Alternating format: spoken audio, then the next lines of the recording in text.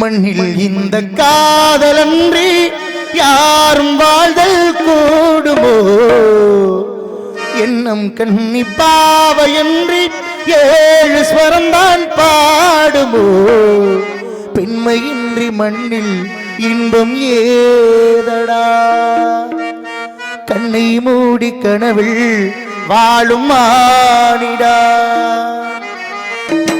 நிலவு பொன்னி அதிகம் கண்ணையும் துணையின்றி என்ன சுகம் இங்கு படிக்கும் பெண்மையும் சுகம் சந்தனமும் சங்க தமிழ் பொங்கிடு பேசதம் சிந்தி வரும் அமுதம் பொங்கிடும் குமுதம்